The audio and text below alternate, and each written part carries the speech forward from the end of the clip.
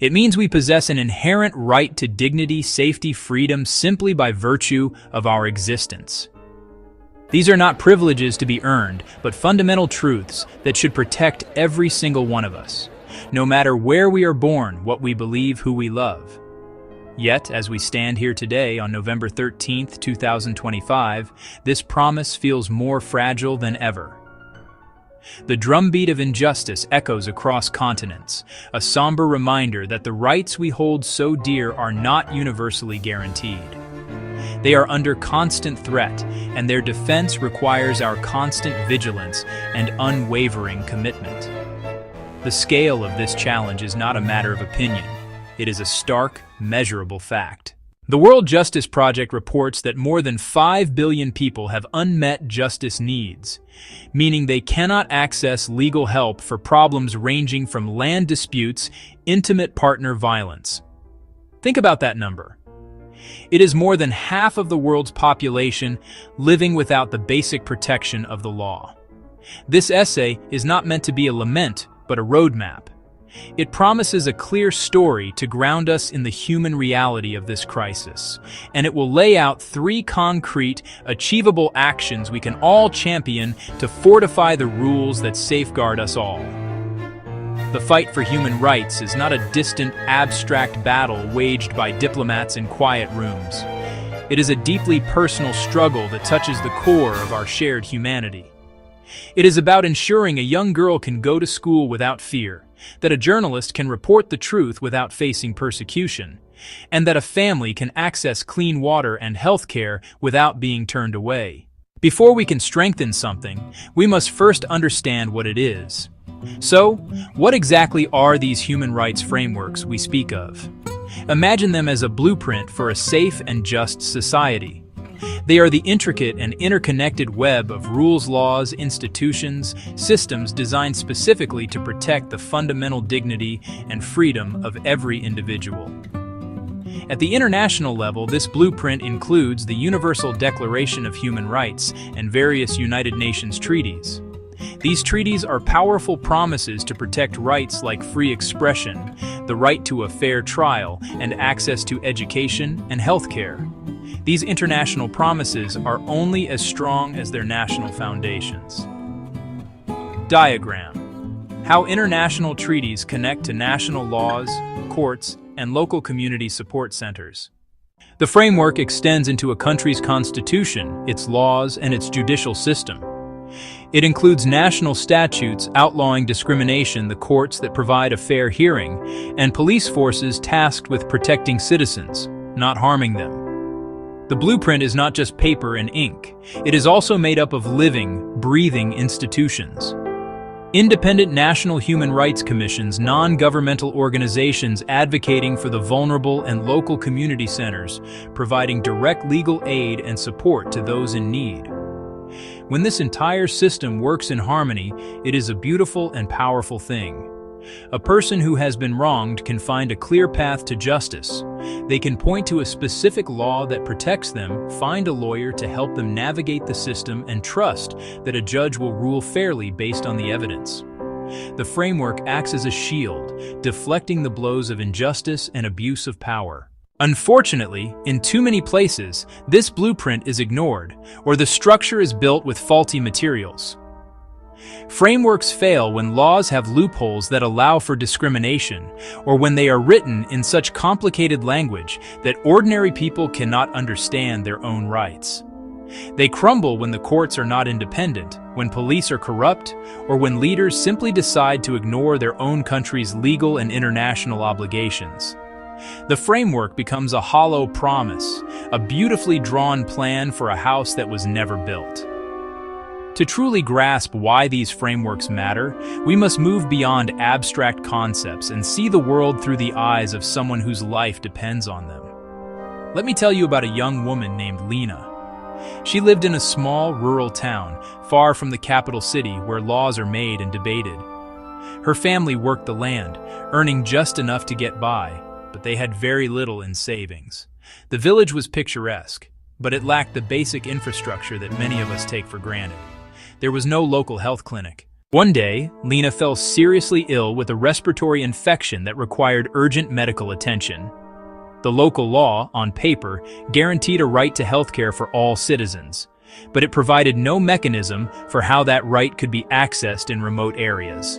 No mobile clinics, no travel subsidies, no system to keep medicines stocked outside major cities. The human rights framework that was supposed to protect Lena had a gaping hole in it, a blind spot for people living in poverty and in rural communities. Feeling desperate, Lena's father tried to file a complaint with the local authorities, asking for assistance. He was met with indifference and bureaucracy. No designated office handled such grievances, no one to guide him through petitioning for his daughter's rights. He was told these things take time and that there was no budget for special cases. The fear of speaking out was palpable. Challenging local officials could bring repercussions for his family.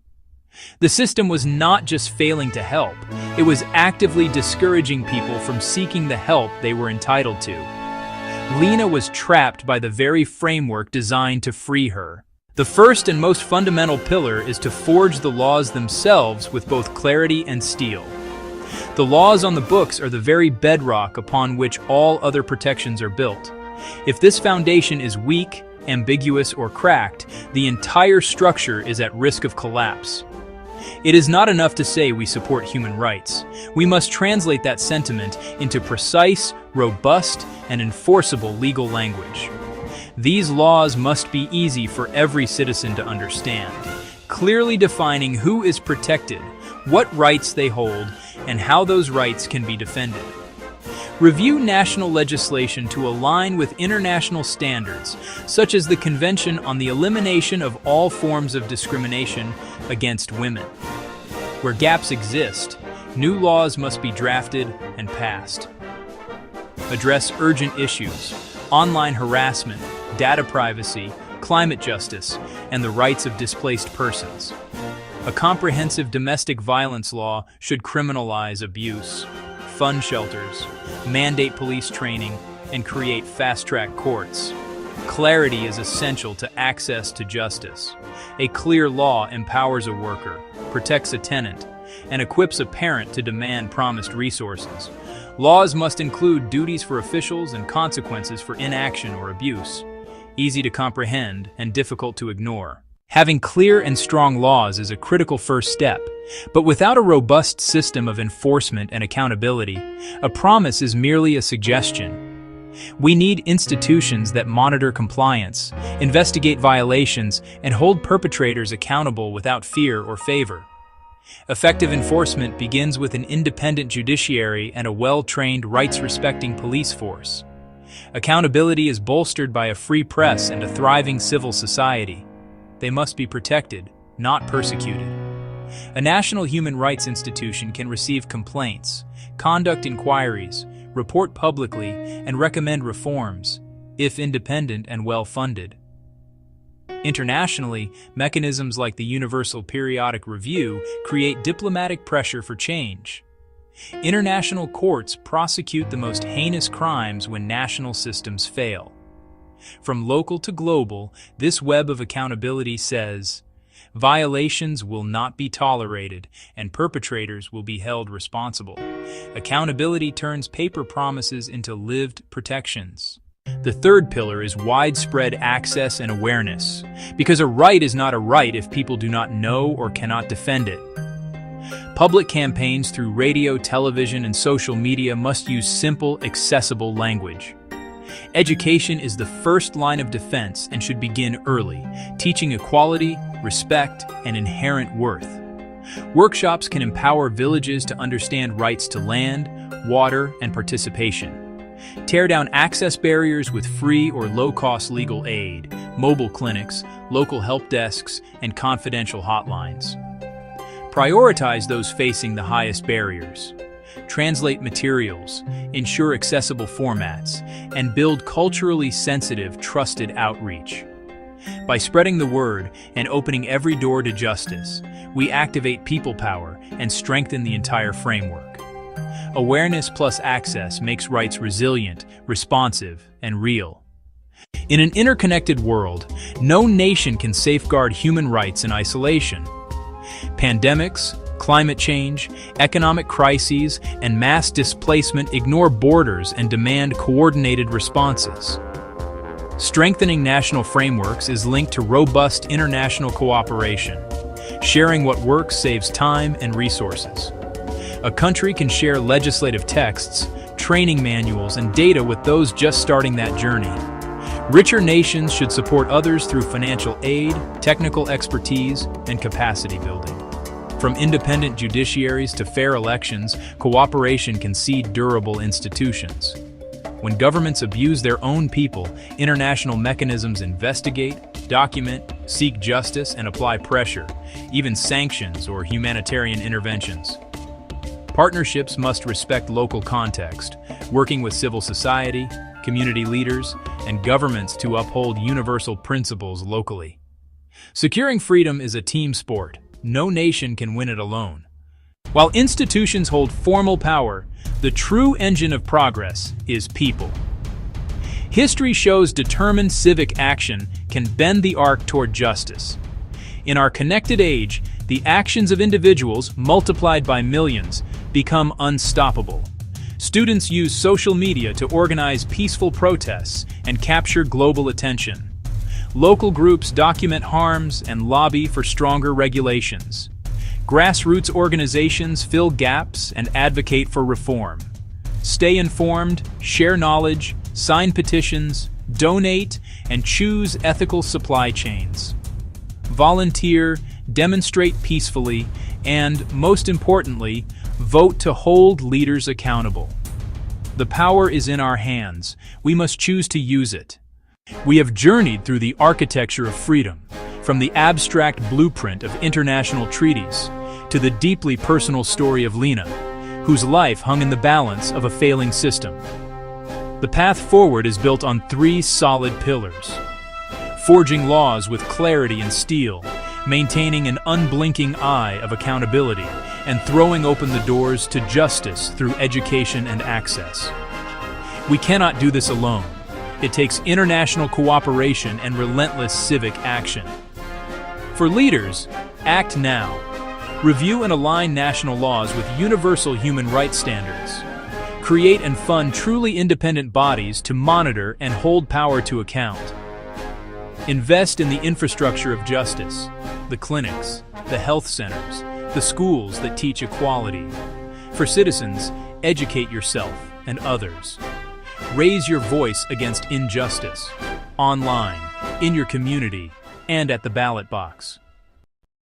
My world shattered that night. Someone broke into my home, the one place I thought was safe.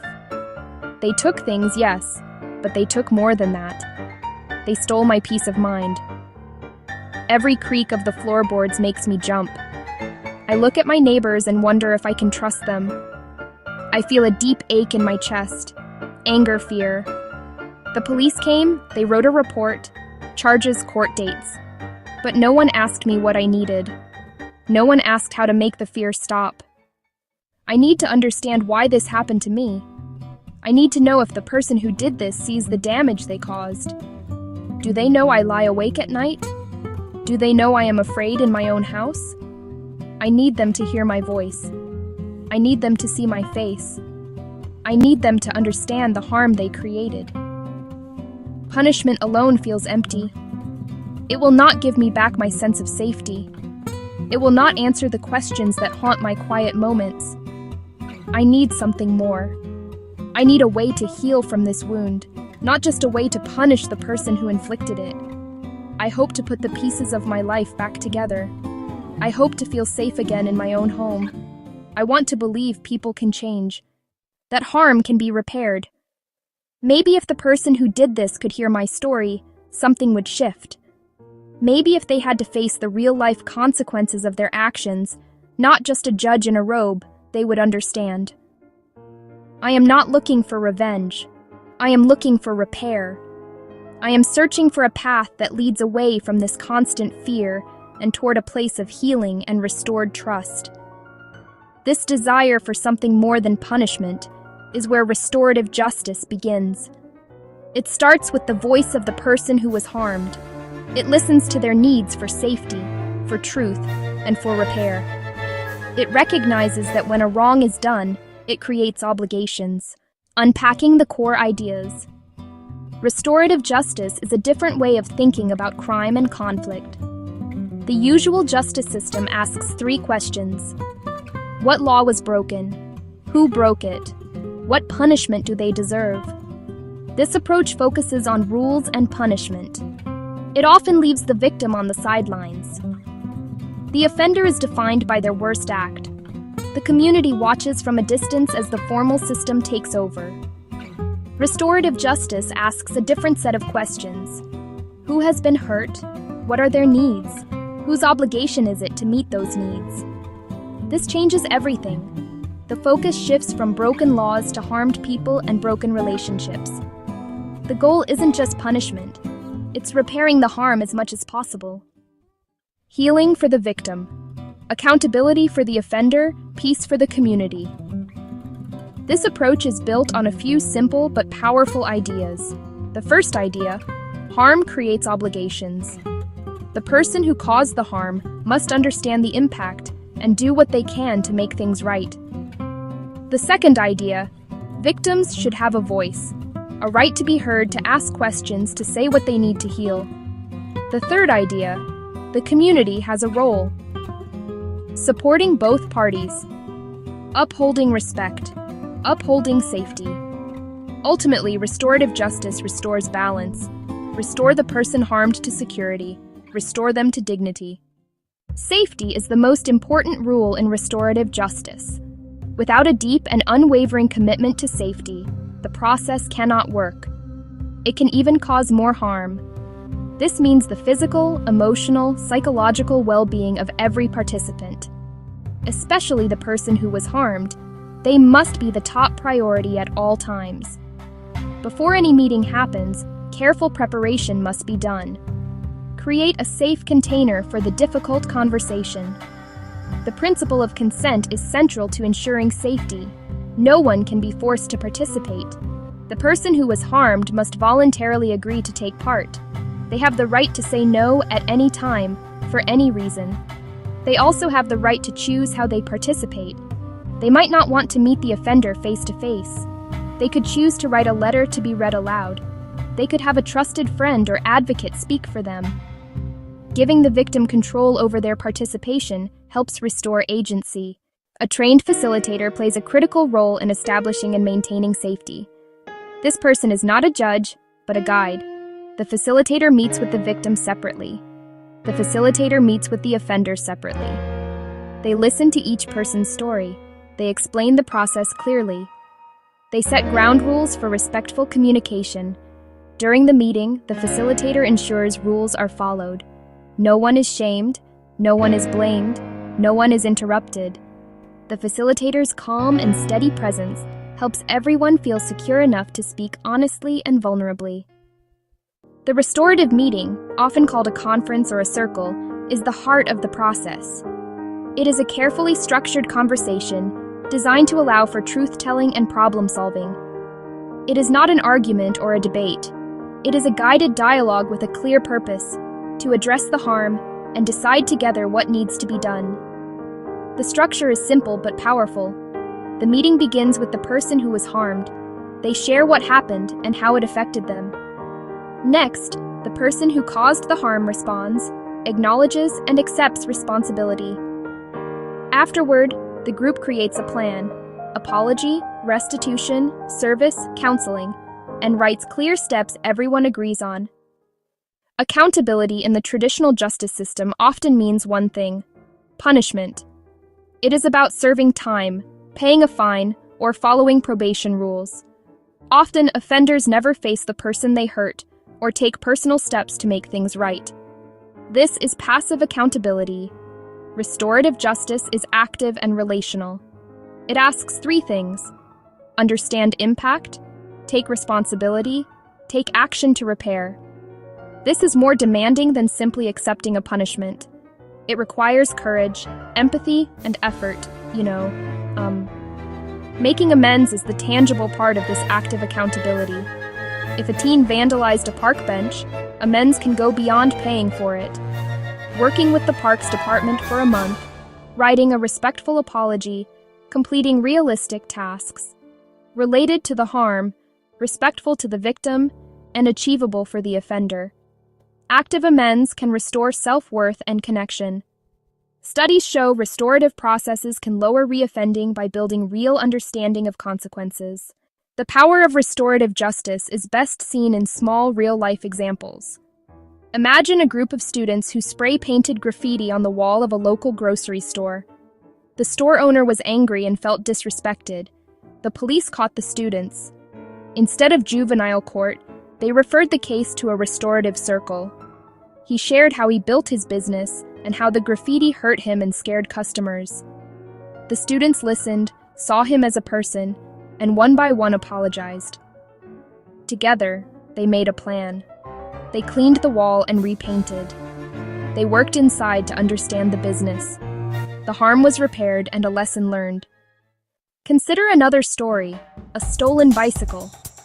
A young woman's only transportation to work was taken. She was devastated. The thief, a teenager from the neighborhood, was caught. In the conference, she described the impact. She had to spend on bus fare and was late to work twice. She felt violated and insecure. He had never thought about these consequences. He stole to help with family bills, not an excuse, but context. He agreed to work part-time at a community center to earn money to pay her back. The director offered the job on the spot. She got her money back. The teen got a job and a mentor, and the community turned harm into an opportunity for growth and connection. Restorative justice is powerful, but it is not a magic solution for every situation. It requires willing participants. If the victim declines or the offender refuses responsibility, it cannot proceed. Severity matters. In cases like murder or severe sexual assault, RJ is complex, risky for re-traumatization, and must be led by highly skilled facilitators. Successful dialogues exist, but are rare. Many programs start with property crime and minor assaults to build trust. Implementing RJ needs training, education, funding, patience, long-term commitment. Access must be equitable, regardless of race, income, or background. The journey toward a more restorative world begins with small, intentional steps. It starts not in a courtroom, but in neighborhoods, schools, families.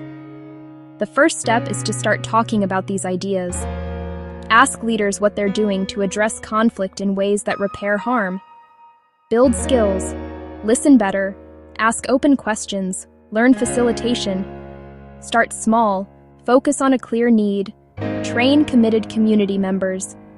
Partner with courts and police while maintaining community ownership. Grow steadily, be transparent, and keep equity at the center.